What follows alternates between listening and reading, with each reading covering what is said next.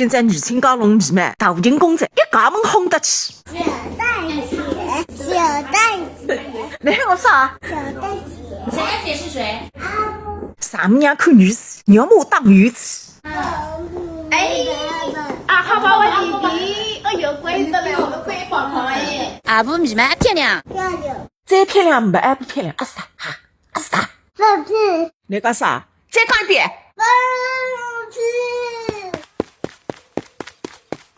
哎，你看我们两个皮嘛，跟你亲家弄得一样漂亮了。